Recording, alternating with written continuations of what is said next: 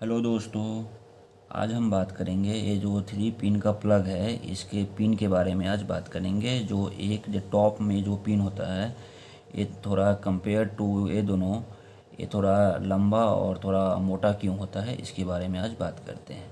ठीक है दोस्तों, ये दोनों जो पिन है दोनों जो सेम साइज़ का पिन है, एक होता है फेज और एक होता है न्यूट्रल। ठीक है, और जो टॉप में जो है मोटा वाला ये इसको अर्थिंग के लिए रख अर्थिंग का वायर रहता है इसमें। ठीक है, तो अर्थिंग क्या क्या है? अर्थिंग है एक वुमेन का सेफ्टी के लिए अर्थिंग कनेक्ट किया जाता है। ठीक है, तो देखेंगे मुझे कैसे सेफ्टी प्रोवाइड करता है इसके बारे में। ठीक है, तो सपोज मानिए ये कोई भी इलेक्ट्रिकल का एक सिस्टम है। ठीक है, मान लीजिए जो हम लोग कोई भी इलेक्ट्रिकल अप्लायंस जैसे आयरन ही मान लेंगे, मोटर ही मान लेंगे, वही एक सिस्टम है जिसका एक फेज एक सिंगल फेज का सिस्टम है। आयरन ही मान लो या मोटर, गीजर, कुछ भी है एक इलेक्ट्रिकल अप्लायंस। ठीक है, तो इसको हम सपोज फेज से इसे इधर वायर कनेक्ट करेंगे। ठीक है, न्यूट्रल का वायर भी हम इसके साथ इधर कनेक्ट करेंगे। ठीक है, और अर्थिंग का वायर जो रहता है जो सिस्टम जो होता है उसके बॉडी से कनेक्ट रहता है अर्थिंग के इधर। ठीक है, तो अगर सपोज एक नॉर्मल कंडीशन है तो फेज न्यूट्रल दे देंगे तो सिस्टम रनिंग में आ जाएगा। ठीक है, नॉर्मल कंडीशन में अगर कोई फॉल्टी कंडीशन होगा, कोई फॉल्ट आ जाएगा, तो सपोज मान लेते हैं ये फेज का वायर है। ठीक है, यहाँ से ब्रेक हो करके इसके बॉडी पे टच हो गया ऐसे करके, तो इस कंडीशन में क्या होगा, जो पूरे बॉडी में करंट सर्कुलेट करने लगेगा। ठीक है, अगर अर्थिंग का केबल कनेक्ट रहेगा तो इसके थ्रू करंट फ्लो करके इधर अर्थिंग में चला जाएगा, कोई इशू नहीं होगा।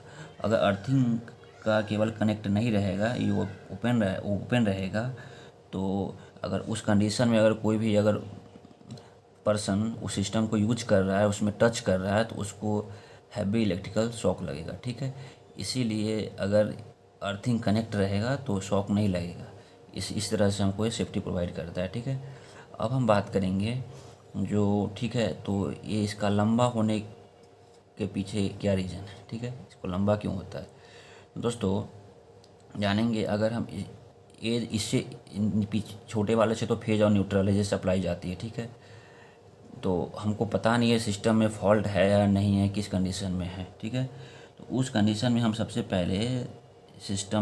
पहले सेफ्टी प्रोवाइड करते हैं। जो बड़ा रहेगा वही सबसे पहले कांटेक्ट में आएगा, तो सबसे पहले हम अर्थिंग देने के लिए इसका साइज़ हम लंबा कर देते हैं। जो सबसे पहले सिस्टम को अर्थिंग मिलेगा, उसके बाद फेज और न्यूट्रल मिलेगा। अगर इवन कुछ सिस्टम में कुछ फॉल्ट भी है तो फिर भी अर्थिंग हो जाएगा, जिससे ह्यूमन बॉडी को कोई शॉक नहीं लगेगा, इलेक्ट्रिकल शॉक नहीं लगेगा, सीधा ग्राउंड हो जाएगा, अर्थ हो जाएगा। ठीक है, फेज न्यूट्रल बाद में मिलेगा, पहले अर्थिंग मिल जाएगा, इसीलिए लंबा लंबा रहता है ये दिया हुआ। उसके बाद में इसका एक और रीज़न है इसका थिकर होने का रीज़न ये है, जो R=ρL/A होता है। ठीक है, जितना हम इसका एरिया बढ़ाएंगे उतना ही रेजिस्टेंस कम होगा। ठीक है, एरिया का इन्वर्सली प्रोपोर्शनल टू रेजिस्टेंस होता है। जितना हम एरिया बढ़ाएंगे उतना मेरा रेजिस्टेंस कम होगा।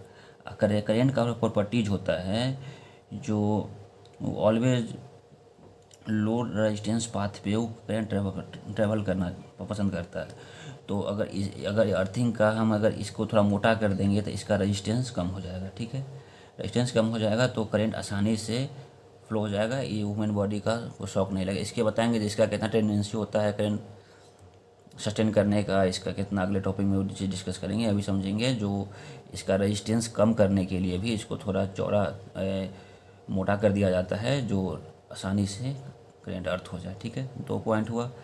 और एक इसलिए भी किया जाता है, जो सपोज हम मानेंगे एक 3 पिन का सॉकेट है, अगर तीनों अगर सेम साइज़ का रहेगा तो ऐसा भी तो कंडीशन कभी कोई गलती से कर सकता है, जो फेज के जगह फेज का केबल हम अर्थ में दे देंगे तो क्या होगा, डायरेक्ट पूरा बॉडी में करंट फ्लो हो जाएगा।